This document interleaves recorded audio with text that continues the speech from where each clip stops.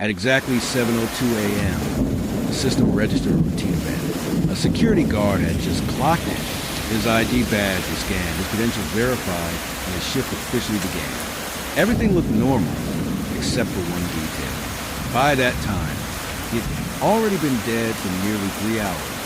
There were no signs of system failure, no alerts, no indication of tampering. Just a clean, time-stamped entry document present a man who could no longer exist. Investigators would later confirm there was no possibility he had walked through those gates, which left a single question. If he was already dead, who clocked him in, and why?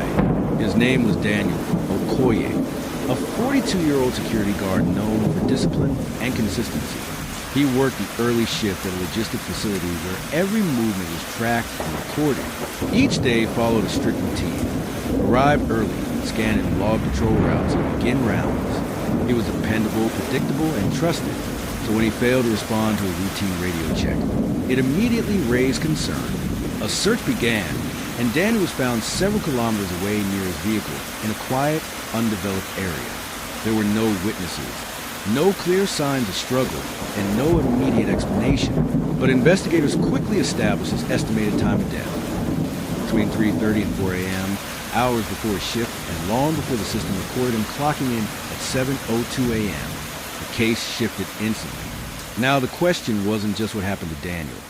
It was who used his identity after his death. Investigators reconstructed his final hours. Cameras showed his car leaving home just before 3 a.m., consistent with his routine. After that, the trail went silent. There was no footage of him arriving at work, yet the system showed his badge was used at the main gate hours later. The gap between his death and the clock-in became the central mystery. The facility system used RFID badges that recorded every scan, including time, location, and terminal. Logs confirmed Daniel's badge was used at Gate Terminal 1. But when surveillance footage was reviewed, something felt wrong. A uniformed figure appeared at the gate, head lowered, movement slightly hesitant. At a glance, it could have been Daniel, but the posture didn't match. The system hadn't failed. Someone had physically used his badge. The investigation turned inward.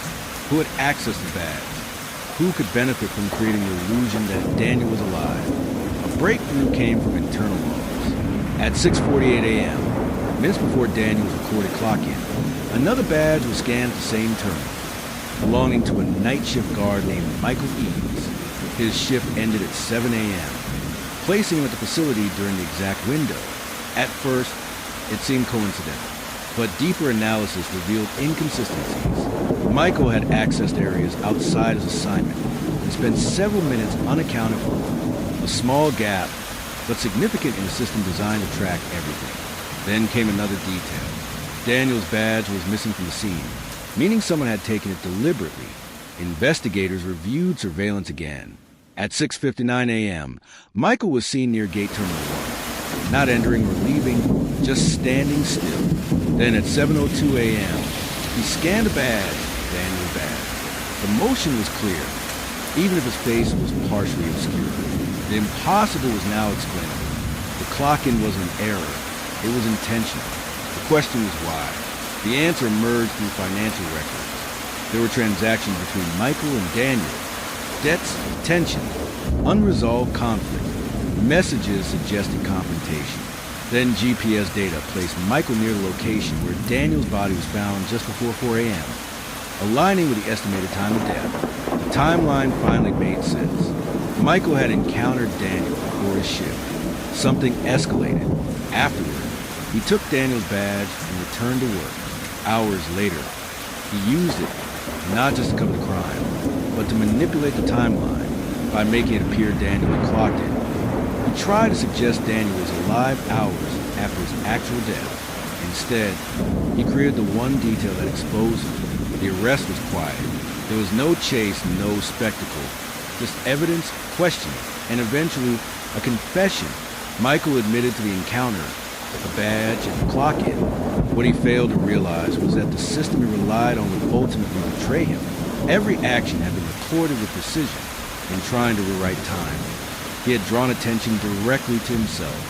For Daniel's family, the truth brought answers but no comfort. the workplace changed, with stricter protocols and tighter controls. The case became a lesson in how even the smallest inconsistency can reveal everything, because sometimes it's not what you see but when you see it. In the end, it wasn't the crime that gave it away, it was the time.